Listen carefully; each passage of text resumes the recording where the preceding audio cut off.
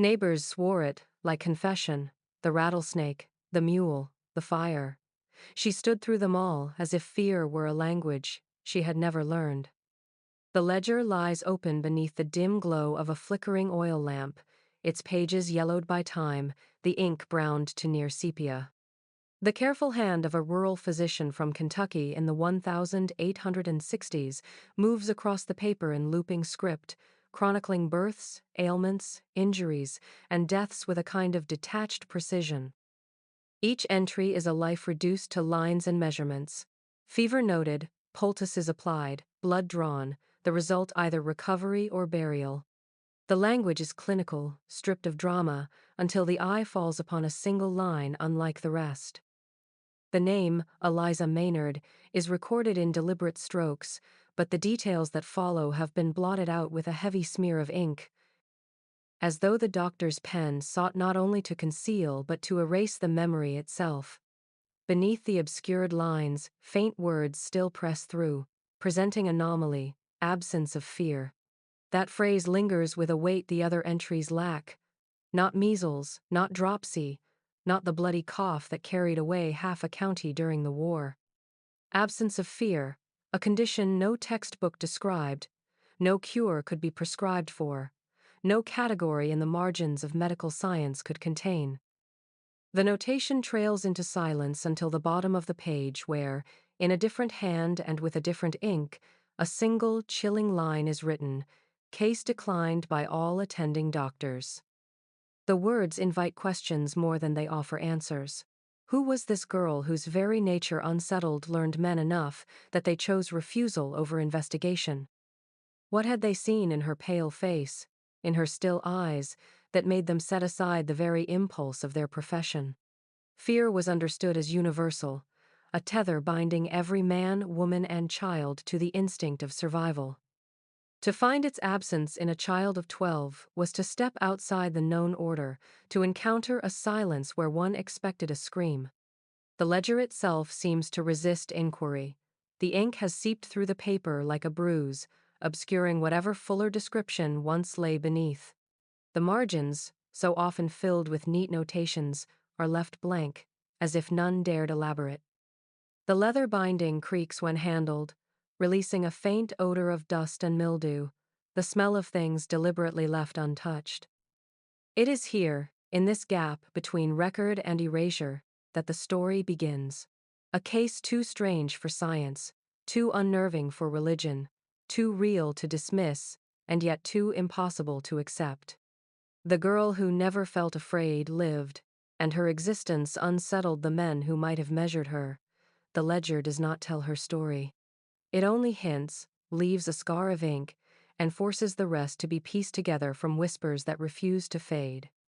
Ash Hollow was a place both ordinary and unsettled, a farming town folded into the rolling hills of Kentucky, where cornfields stretched toward the horizon and smoke from distant cannon fire carried on the wind like thunder without rain.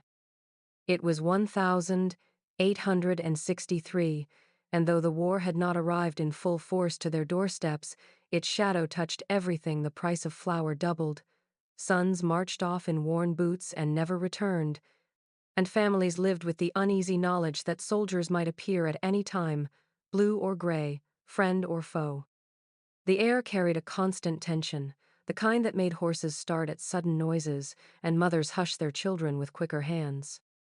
Yet amid the unease, the land insisted on its rhythms. Rows of corn swayed in the humid breeze, tobacco barns filled with the scent of drying leaves, and the cicadas sang as if the world were not tearing itself apart just miles away.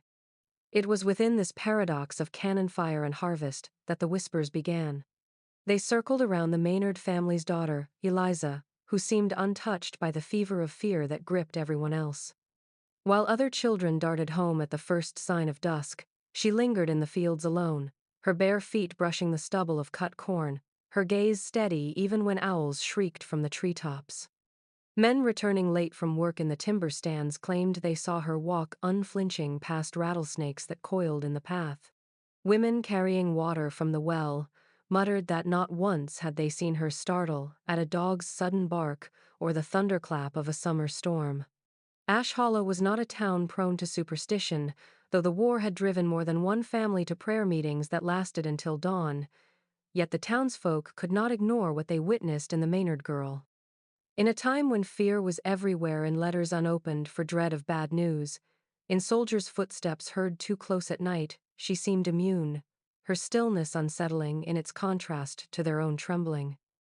Some said it was a blessing, God's protection placed on a child in an age of terror.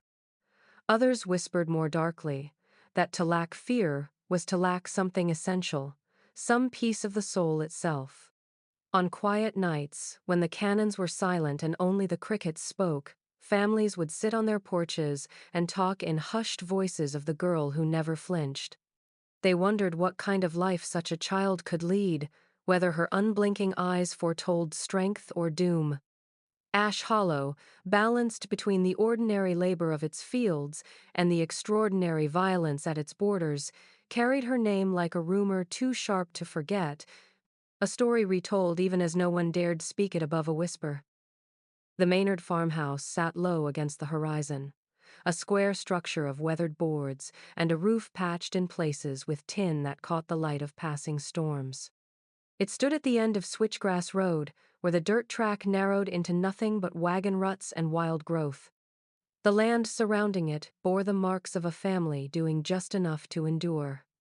Fields half-harvested, rows of corn stunted by a summer of weak rain, and a barn whose doors sagged on rusted hinges.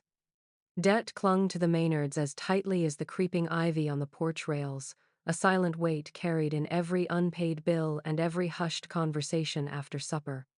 Yet the house remained orderly, swept and straightened, a testament to Mrs. Maynard's persistence that appearances must hold even when fortune slipped.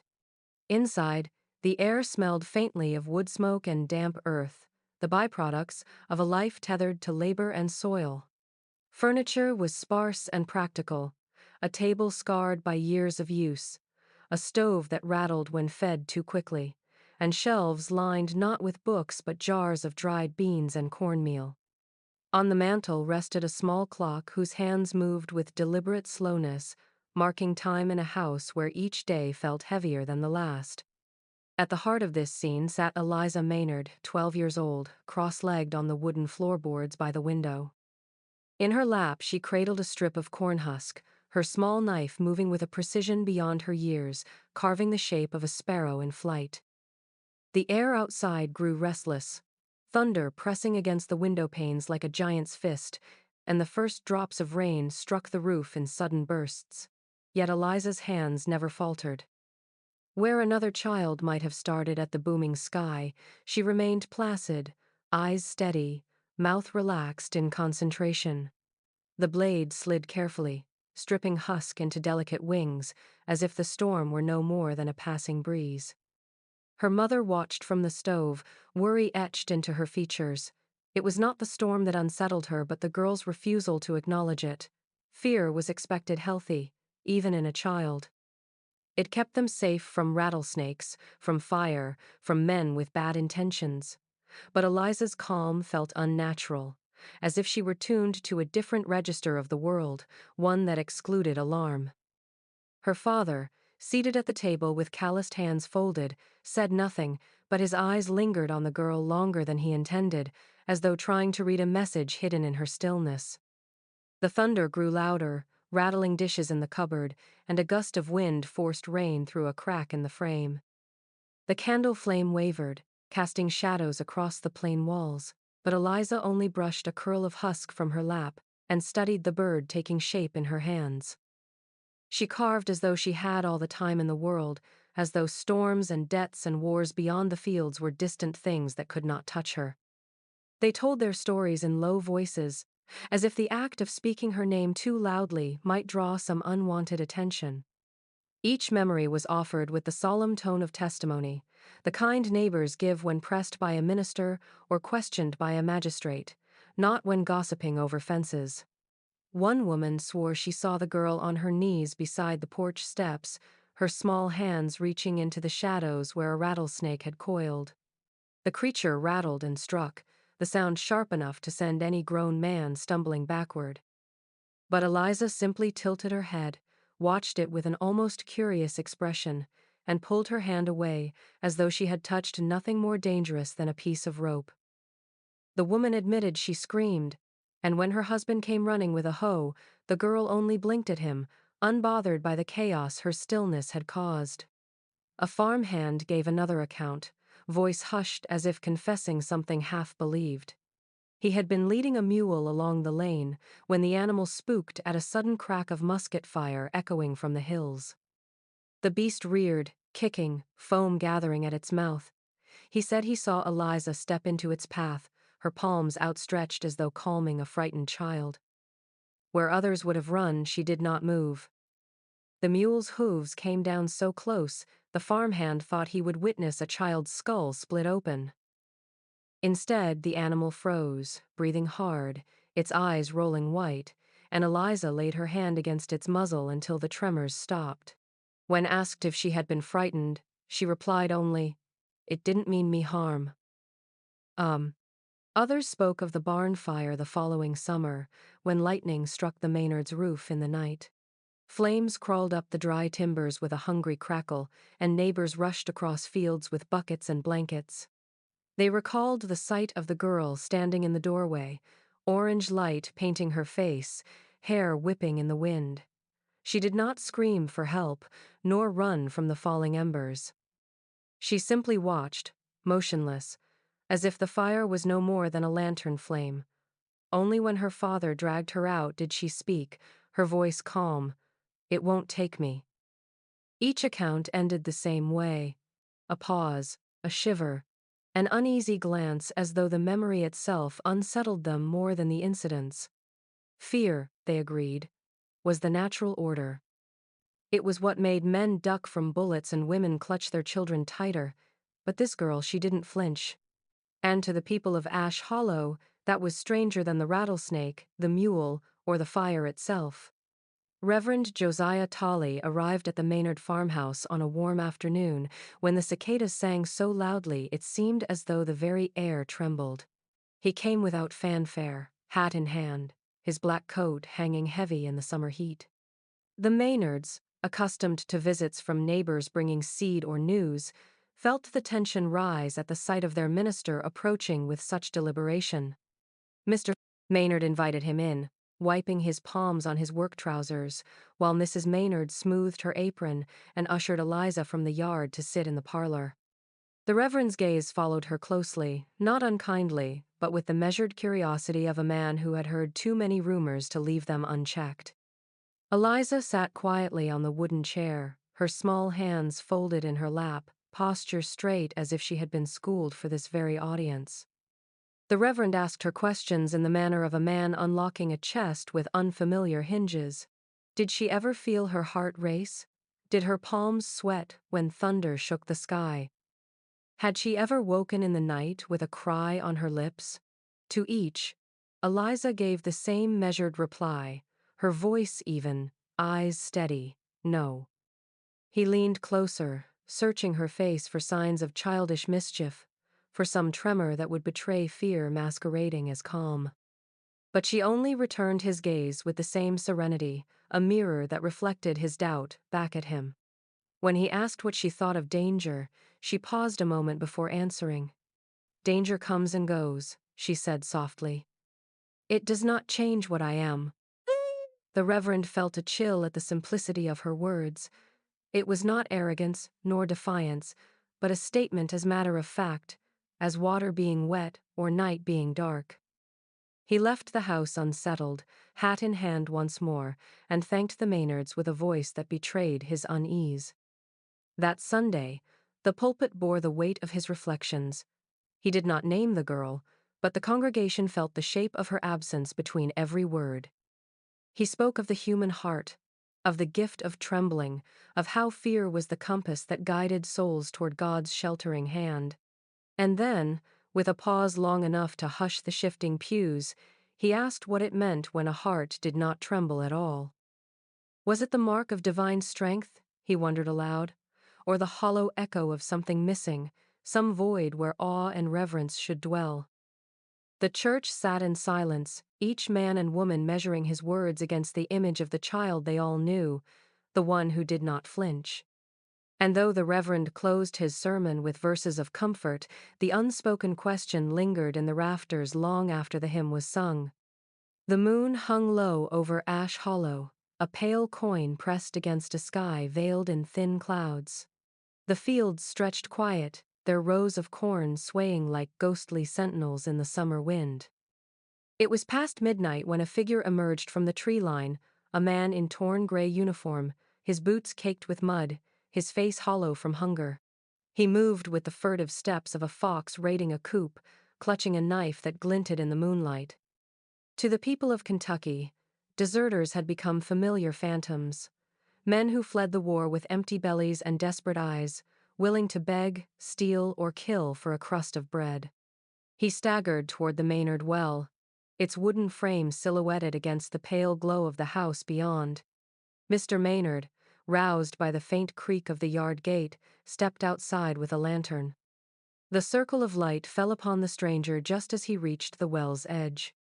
For a moment the two men faced one another in silence, the deserter's knife twitching in his hand, the farmer's lantern trembling in his own.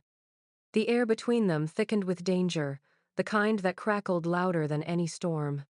Before Mr. Maynard could speak, another figure slipped between them.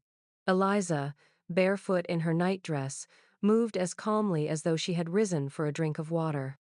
She placed herself squarely in the lantern's glow, her slight frame casting a shadow across the dirt. The deserter blinked, surprised by her sudden appearance, but she showed no sign of fear. Her voice was level, almost gentle as she asked, "Are you thirsty?"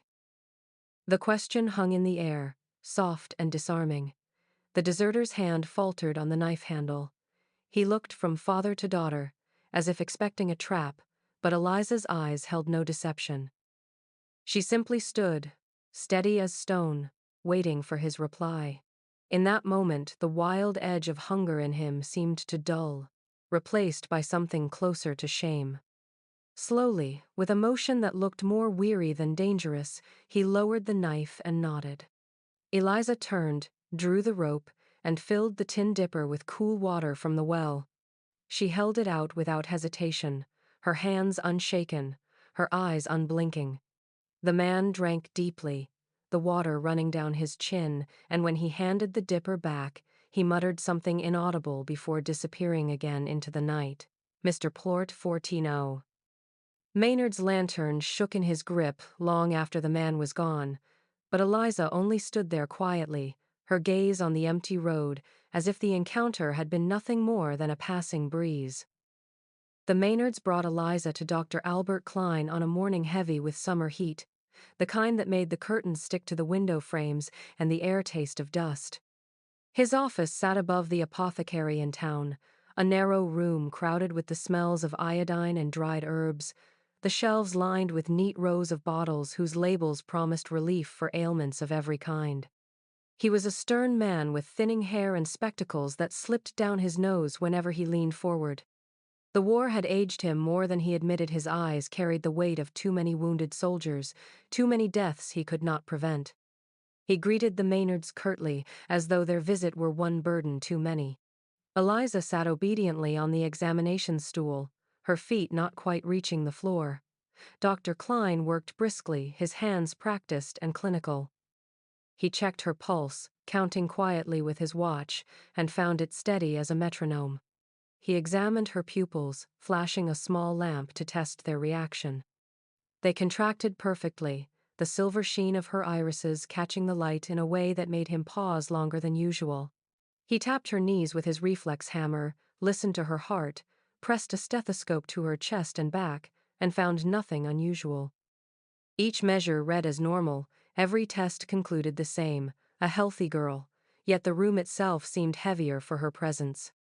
At one point, Dr. Klein dropped a metal instrument to the floor. The clatter rang sharp against the wood, loud enough to startle any child. Eliza did not flinch. She simply turned her gaze toward the fallen tool as though observing rain strike a window. The doctor frowned, scribbled a note, then pressed her further with questions. Did she ever feel afraid? Did her heart race when startled? Did she dream of frightening things? Her answers were quiet, precise, and always the same: no. The longer the session continued, the more unsettled Dr. Klein appeared. He muttered to himself, shuffled his notes, and finally closed the ledger with a snap. "No time for curiosities in wartime," he said, voice clipped.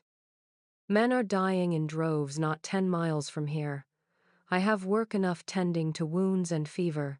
I cannot waste hours on what amounts to a parlor riddle." He pushed the Maynards toward the door with a firmness that brooked no argument. His notes, left half complete, were shut away in a drawer that he locked with a small brass key. Outside, the sunlight fell hot on the Maynards' shoulders.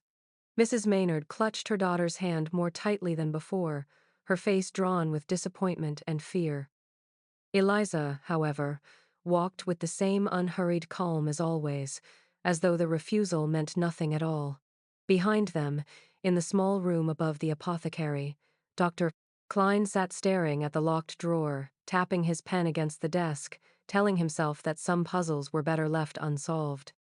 The letter was written late at night by the light of a single oil lamp, the farmhouse quiet except for the creak of wood settling in the summer heat.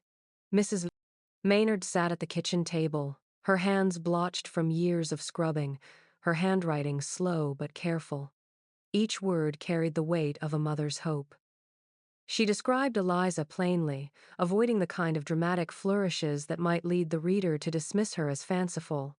She wrote of her daughter's unusual calm, of her inability to startle or fear, of the physician in Ash Hollow who refused to take the case.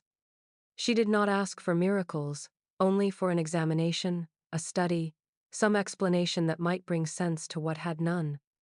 She folded the letter neatly, pressed the edges together, and sealed it with wax, whispering a prayer as though the act itself might give her words greater weight. The letter traveled by stagecoach and rail, passing from the dusty hands of one postmaster to another until it reached the brick halls of the Kentucky Medical College in Lexington. Weeks stretched in silence, each day beginning with Mrs. Maynard asking after the mail, each evening ending with disappointment. At last, the reply came in an envelope thick with the smell of pipe tobacco, the handwriting precise, the seal of the institution stamped in crimson. She held it unopened for a long moment, her heart aching with both dread and hope. The dean's reply was measured, polite to the point of sterility. He thanked her for her thoughtful description and expressed sympathy for the family's difficulties. He acknowledged that her daughter's condition was most curious, but explained that the college could not spare the time or resources for cases outside the scope of their current studies. Wartime demanded focus on battlefield injuries, fevers, and contagions spreading among the camps. To commit scholars to a single girl in a remote county would be, he wrote, a regrettable misallocation of expertise. He closed by suggesting continued observation under local medical care and extended his prayers for the family's well-being. The words fell cold on Mrs. Maynard's eyes. She read them aloud to her husband in the same flat tone one might use to recite a weather report. He listened, jaw tightening, before folding the paper and setting it aside. To him, the letter was an answer, and a final one. To her, it was worse than silence. It was the world turning its back, cloaking disinterest in the softness of courtesy. Eliza, sitting nearby with her husk sparrow balanced in her hands, asked only if the letter said she was sick. Her mother forced a smile and shook her head. "No, child," she whispered. "It says you are strong." But inside, she felt the crushing weight of a door firmly closed. The Maynard farmhouse took on an uneasy quiet once the letter from Lexington was set aside. Mr. Maynard, a man of plain habits and little patience for mysteries, could not leave the matter to fade into silence. If no doctor would name what afflicted his daughter, he would seek answers himself. The tools at his disposal were not surgical instruments or medical texts, but the everyday implements of farm life: ropes, buckets, old pistols kept from his father's time. By lamplight he prepared his trials, telling himself he was not cruel, only determined, only desperate to measure what others had refused to face. Eliza did not resist. When he explained his intention in simple terms, "I want to see if anything frightens you," she only nodded and folded her hands in her lap. That first evening he placed her in a chair near the parlor door.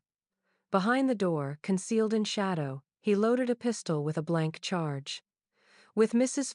Maynard wringing her apron from the corner, he fired. The explosion rattled the panes and sent dishes quivering on their shelves. Smoke curled into the room like a phantom. Any other child would have screamed, covered her ears, or leapt from the chair. Eliza only blinked, her gaze steady, her lips parted slightly, as if listening for something softer than the noise. Her pulse, when her father checked it, ran calm and even. He swallowed hard and wrote the result on a scrap of paper. The next night he strung a bucket high in the rafters of the barn, fastening it with a slipknot. He led her beneath, then loosed the rope. The bucket crashed to the packed dirt beside her with a thunderous clatter, fragments of hay flying in every direction. She turned her head toward the sound but did not flinch, did not even step aside. He touched her wrist again, and still her pulse beat steady, like the ticking of a clock. His final contrivance came a week later. He built a scarecrow from old coats and straw, rigging it with pulleys so that it could lunge forward as though alive. He waited until dusk, the shadows lengthening across the barn, and then released the rope.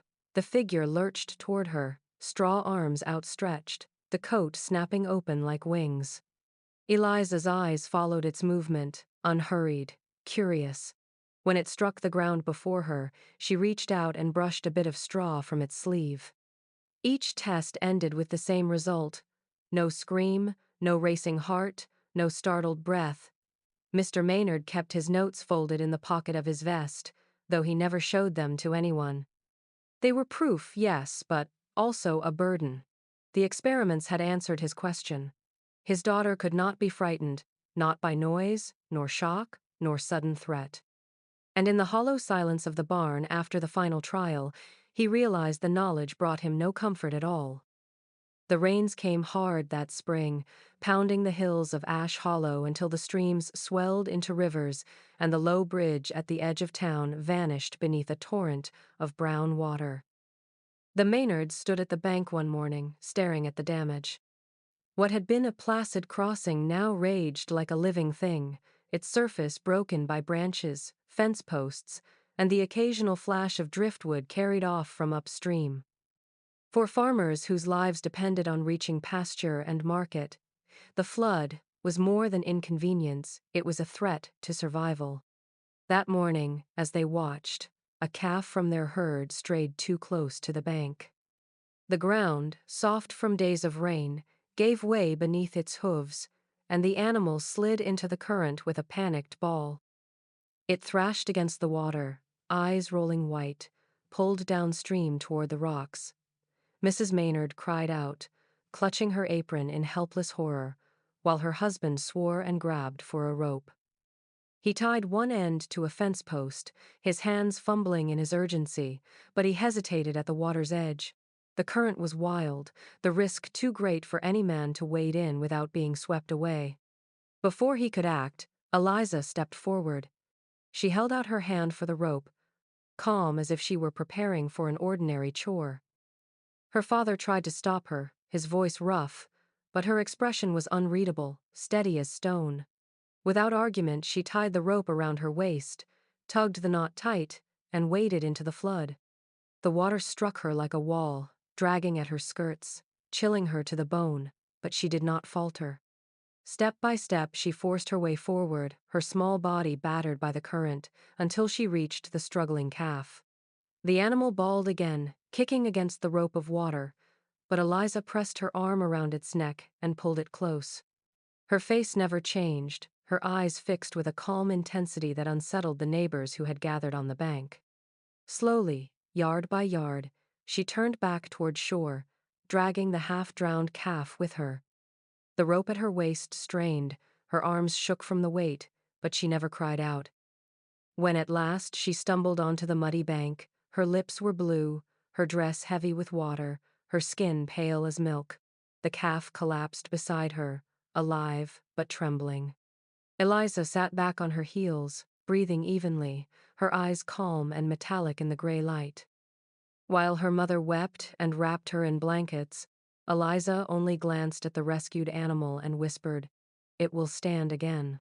She spoke without triumph, without relief, as though fear and victory were strangers to her both. The Maynards' nearest neighbor was Widow Parker, a woman well into her 60s whose back had bent with years of work, yet whose eyes still carried a brightness that unnerved those who mistook her for frail. She had outlived a husband, 2 sons, and a war already stretching too long, and the weight of these losses had given her words the gravity of stone. One evening, as the sky dimmed and fireflies blinked among the switchgrass, she came to the Maynard porch carrying a loaf of coarse bread wrapped in linen. The family welcomed her as they always did, with the polite warmth reserved for someone who had known their land as long as they had. But this time, her visit was not for company. She had heard the whispers about Eliza, and she wished to speak plainly. Eliza sat nearby, her small hands folded, listening with that unnerving calm as the widow began her tale. "When I was a girl," Parker said, her voice roughened by years but steady, "I had a friend named Lillian. She was a child of laughter, bold as the day is long. I recall a storm once, a great one that split the oaks down by the river. We children screamed and hid under quilts, but Lillian, she ran out into the rain and laughed at the sky. Lightning struck so close it set the grass aflame, but she only clapped her hands as though the storm performed for her."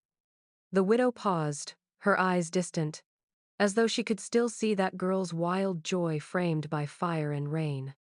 Her voice lowered. She did not live to see 20. One night she went walking alone as she often did. Folks said she was fearless, that nothing in this world could shake her, and perhaps that was true. But something took her in the dark, something no one could explain. They found her shoes near the creek, but not her. Some say she slipped and drowned. Others whisper of things older than we are, things that test those who do not tremble. I only know this. The world tests the fearless. Sometimes it keeps what it tests. Mrs. Maynard clutched Eliza's hand, her knuckles white.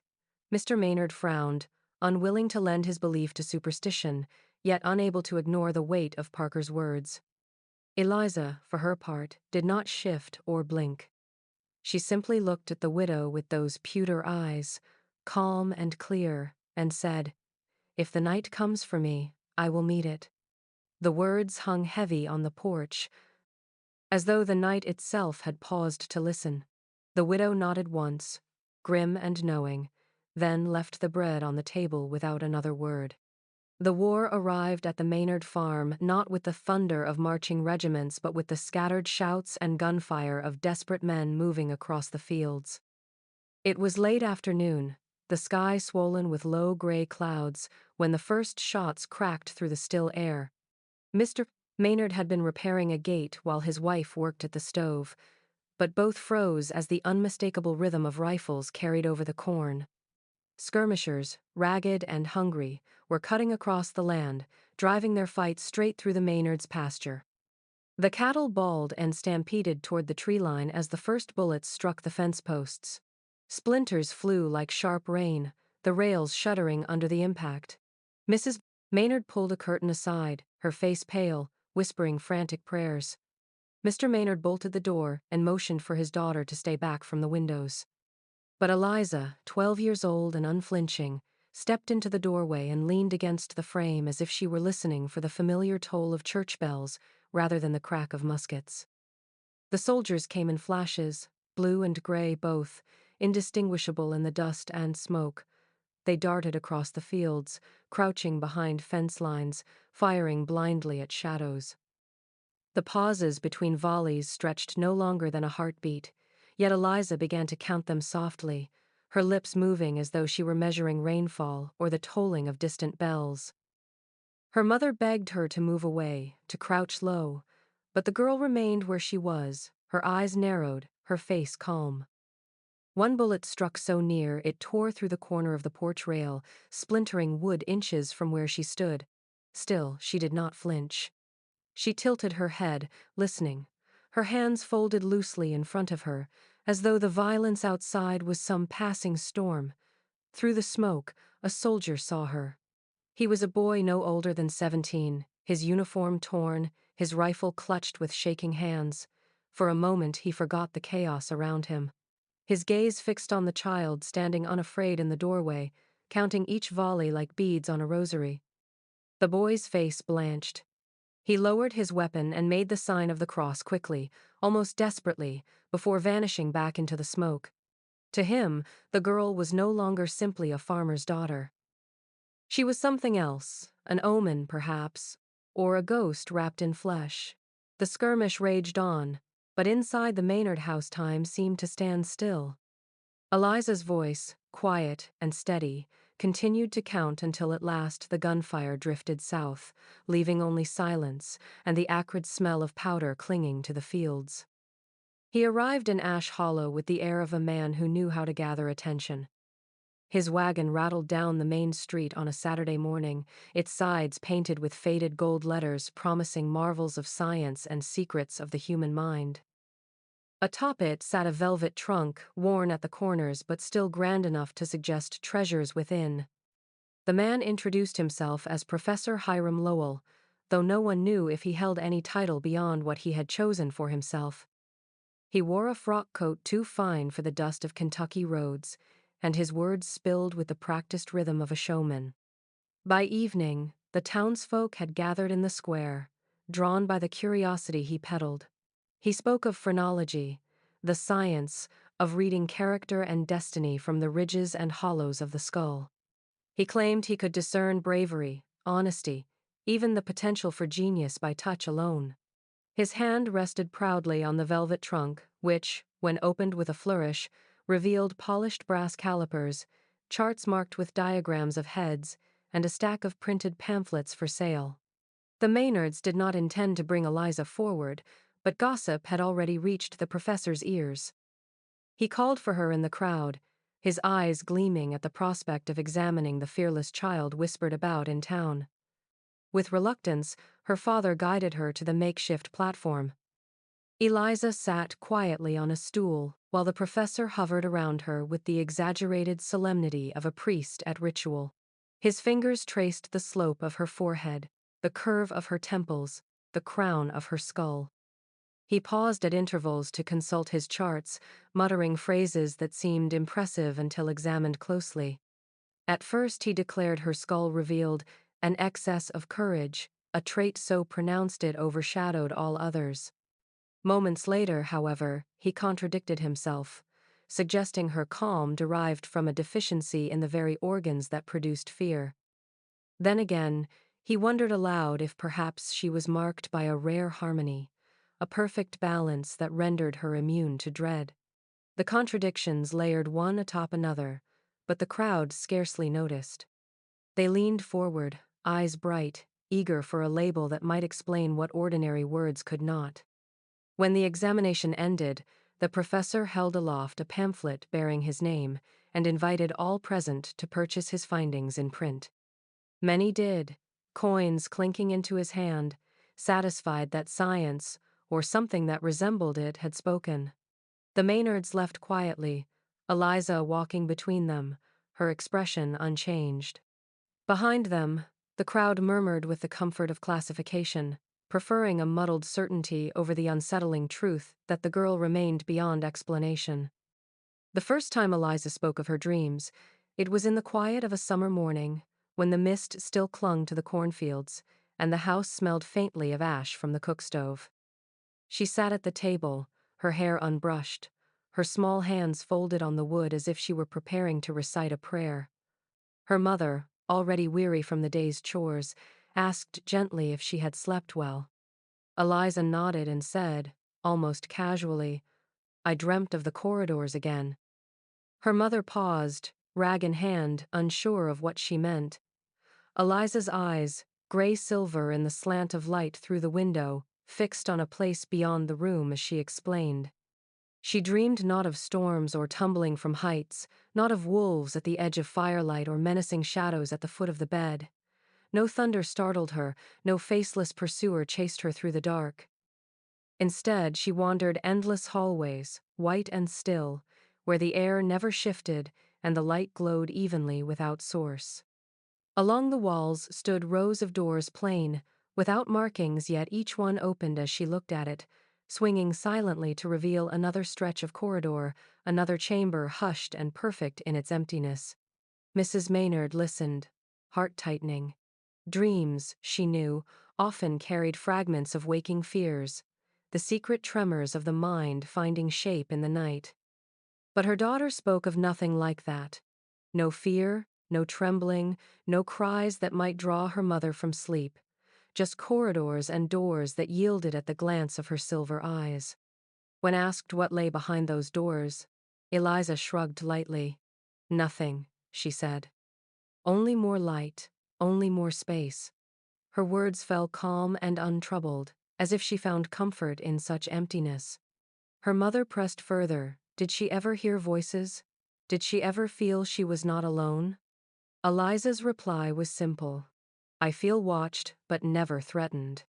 It was then that Mrs. Maynard turned her face away, a tear slipping down her cheek.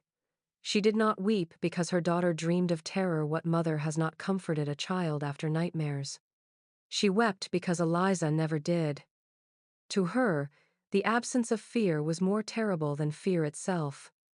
A child without nightmares was a child without warning, without the shadows that taught one how to cling to light.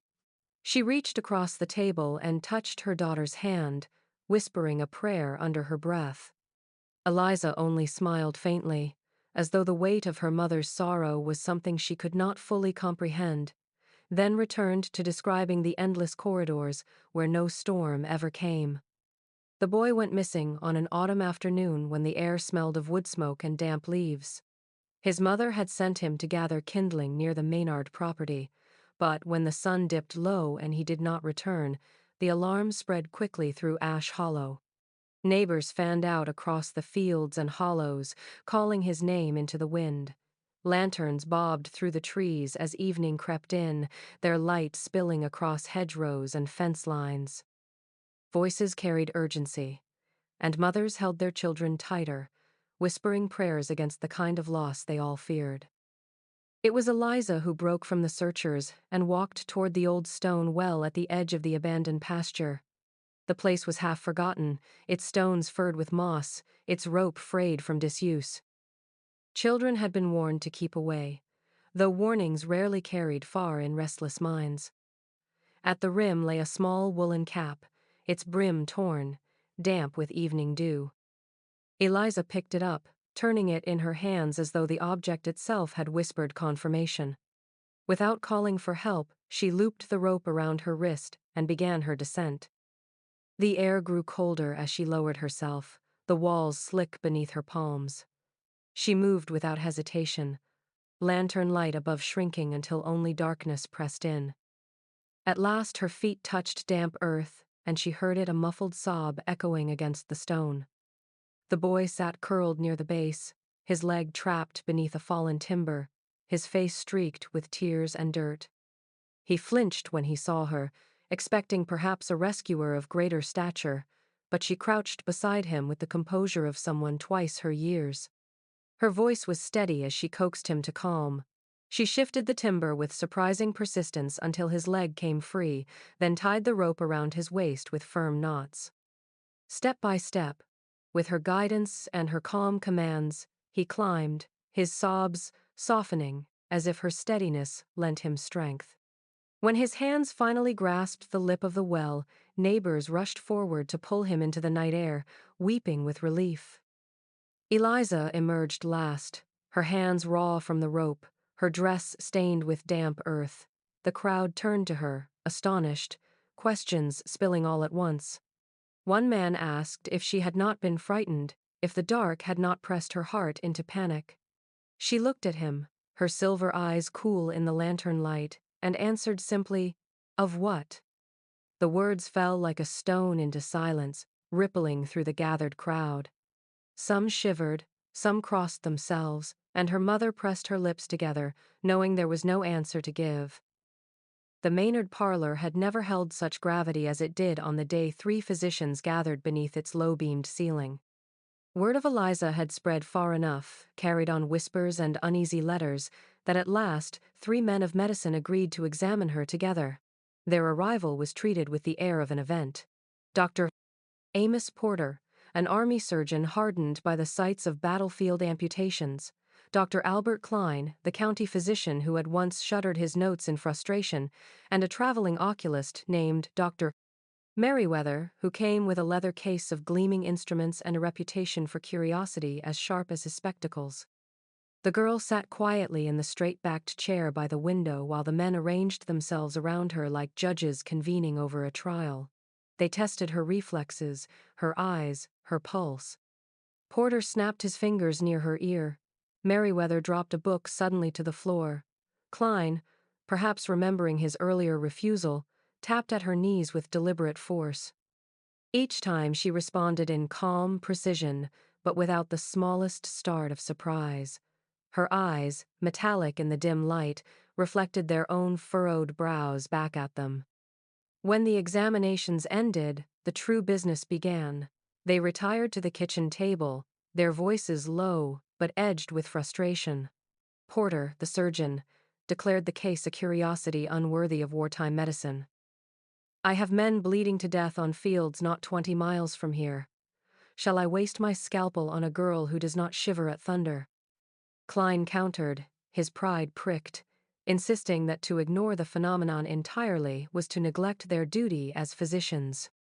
Merriweather, the oculist, was more cautious, tracing his finger along the rim of his teacup as he murmured of liability and scandal.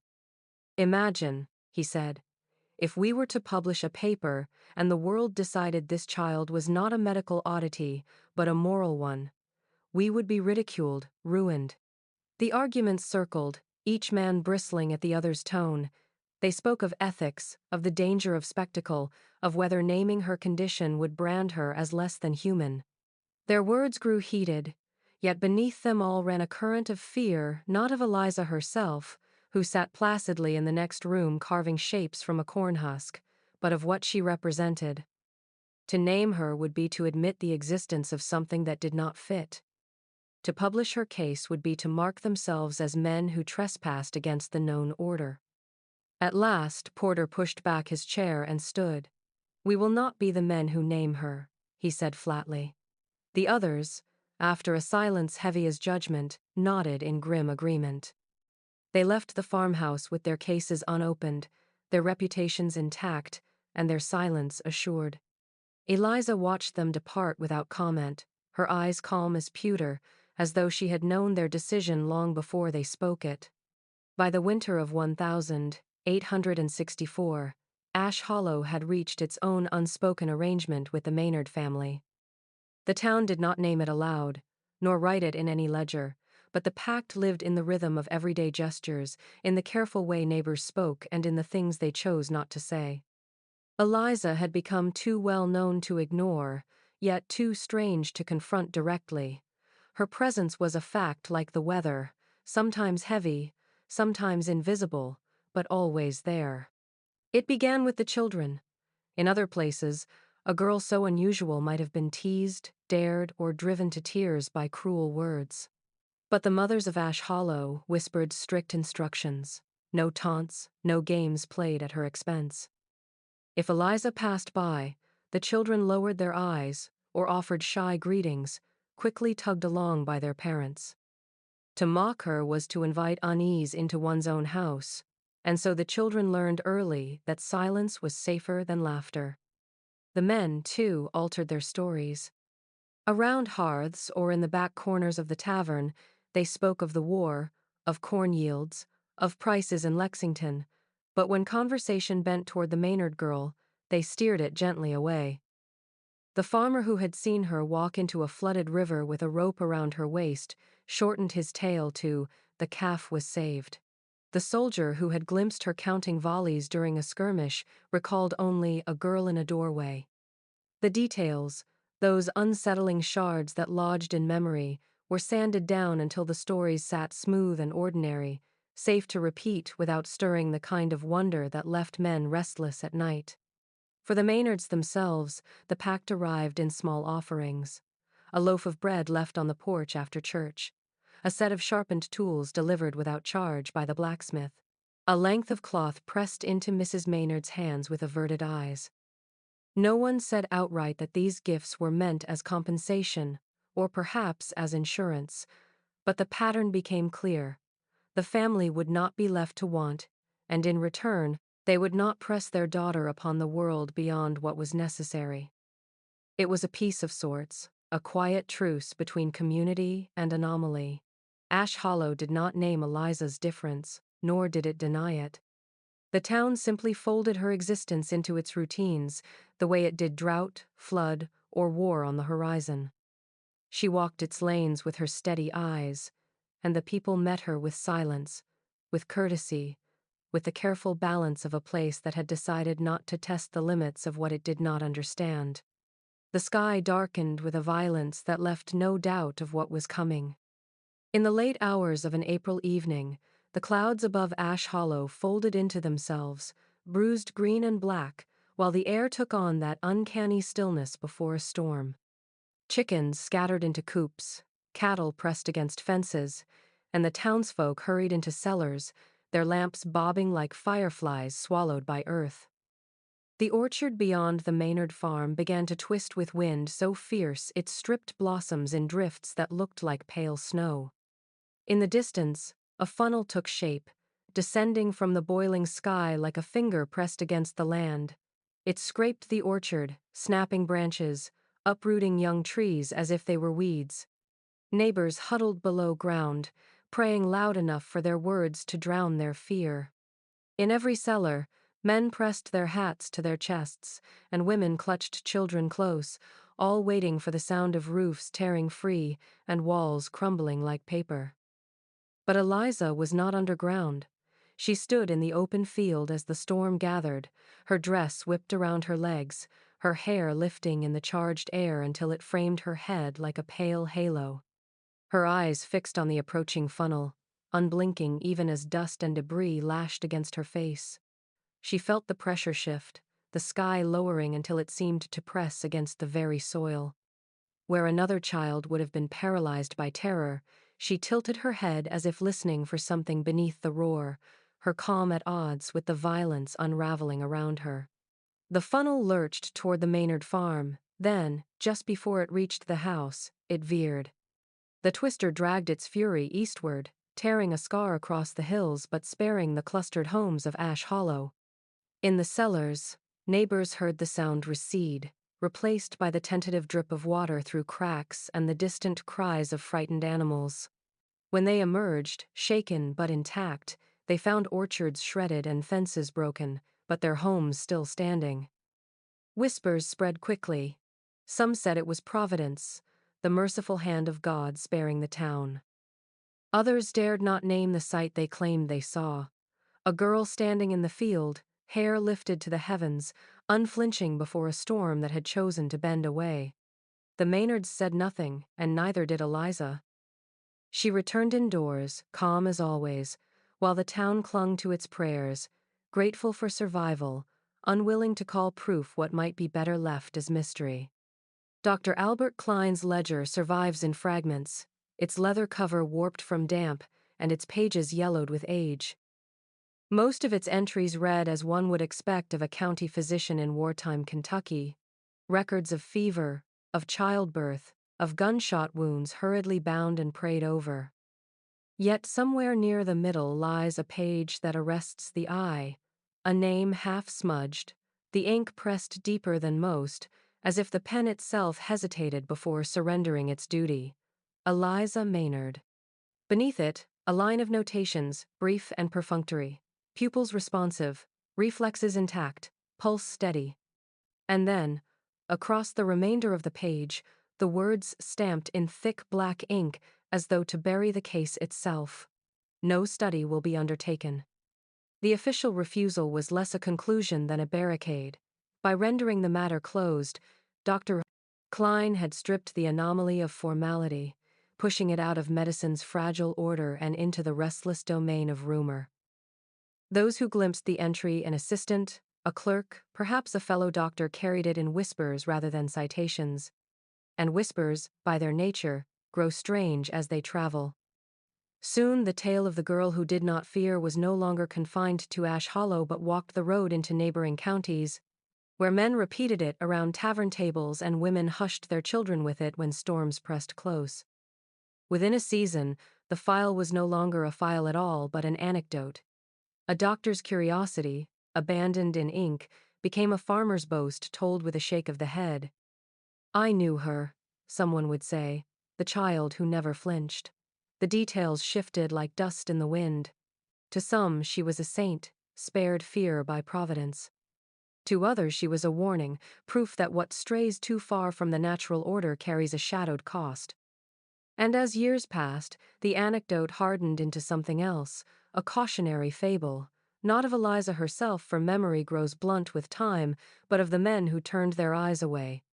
The lesson was never written, but often implied, that science avoids what unsettles its mirrors, that doctors prefer the comfort of common ailments to the unease of mysteries that refuse to bow to classification. The ledger closed, the case declined, and Eliza Maynard slipped from medicine's record into folklore's keeping. There she remained, no longer patient but parable, her calm face preserved not in journals but in the uneasy silence of a community that learned to live with what could not be explained. The Maynard farmhouse did not fall all at once. Its slow undoing came in seasons. Shingles loosened by storms, paint peeled by sun, shutters rattled loose until they hung at odd angles like broken wings. The orchard shrank first, trees dying in rows until the field grew wild again, switchgrass swallowing the neat lines Mr. Maynard once tended. In time the porch sagged, vines crept up the posts, and the path to the door blurred beneath weeds. By the turn of a generation, the house was spoken of only as a landmark of memory, a place pointed to from the road but seldom approached. Inside, dust gathered thick on the sills. The parlor where doctors once argued became a hollow space where birds nested in the rafters. The kitchen smelled of mold and soil, its hearth crumbled to ash long cold. Upstairs, the bedroom stood stripped of linens, only wallpaper curling at the edges to hint at what once was. The silence of the place seemed deliberate, as though it conspired to keep whatever had lived here wrapped tightly in shadow. It was in a desk drawer, warped but still intact, that the sparrow was found. Not a real bird, but the husk-carved sparrow Eliza had fashioned as a child, its wings spread as though caught in a moment of flight. The corn had yellowed with age but held its shape, the delicate cuts of her small hands still visible in the ridges of each feather. It lay perfectly preserved, as though time itself had spared it, a fragment of a life that left little else behind. Whoever opened that drawer stood silently, struck by the weight of such a fragile object enduring where wood and stone had failed. The sparrow carried no answers, only questions. What became of Eliza Maynard, the girl who never felt afraid? Did she grow into womanhood unshaken by life's storms, or did she vanish, like Lillian Parker, taken by a night that tests the fearless? Was her absence of fear a blessing, shielding her from the dread that gnaws at most lives, or was it a fracture in the design of her being, leaving her untouched by the very instincts that bind humanity together? Or perhaps she was neither saint nor anomaly, but simply built for a world that trembles too much. The house now rests under the weight of vines, its sparrow hidden in a drawer that no one opens twice. Yet the story lingers, whispered as rumor, told as fable, never entirely silenced. And as long as the sparrow lies there with wings outstretched, the question remains, refusing closure, fluttering in the mind like something alive.